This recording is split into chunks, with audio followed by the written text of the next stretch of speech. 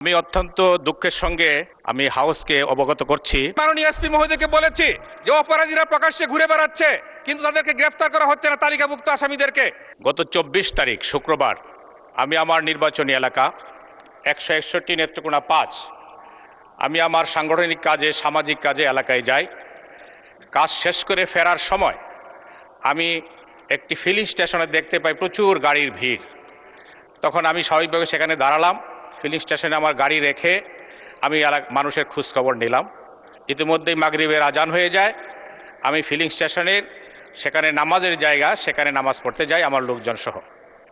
এই মুহূর্তে বিএনপির কিছু লোক যারা বিএনপির নাম ধারণ করেছে, তারা সন্ত্রাসী, তারা আমার গাড়ির উপরে হামলা চালায়।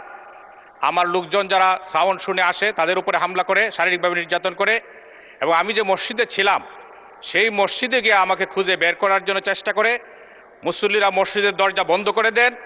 সেই মসজিদের দরজা ভাঙার জন্য বিভিন্ন অস্ত্র দিয়ে তারা দরজার উপর আঘাত করে এবং আমাকে অকথ্য ভাষায় গালিগালাজ করে আমাকে মারার জন্য হুমকি দেয় এবং তারা আমাকে মেরে ফেলার জন্য চেষ্টা করে। পরবর্তীতে আমি শুনতে পাই যে সেখানে পেশাদার কিলারকে নেওয়া হয়েছিল যাতে আমাকে হত্যা করা হয়।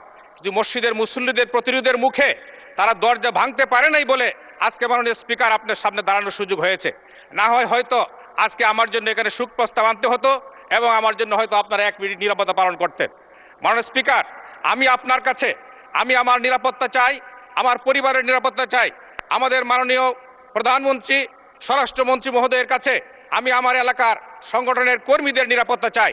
মাননীয় স্পিকার, এইভাবে আমাকে জনগণ জিজ্ঞেস করেছে যে কি অপরাধে আপনার উপর হামলা করা হলো। আমি অপরাধটা বলতে পারি নাই।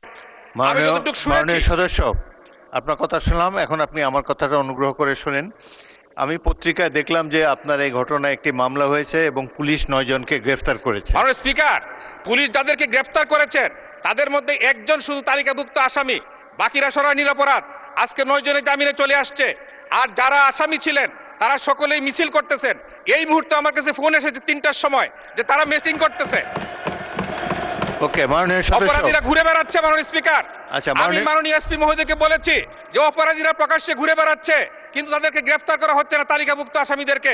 মাননীয় স্পিকার, আমি আপনার মাধ্যমে আমার নিরাপত্তা চাই এবং আসামি যাতে না গ্রেফতার হয় তাদেরকে উপযুক্ত শাস্তির ব্যবস্থা করা হয়। আমি আপনার কাছে সহযোগিতা চাই। ধন্যবাদ মাননীয় সদস্য, আপনি দয়া করে বসুন। বিষয়টি অত্যন্ত দুঃখজনক। একজন সংসদ সদস্যের উপরে হামলা, এটি কখনোই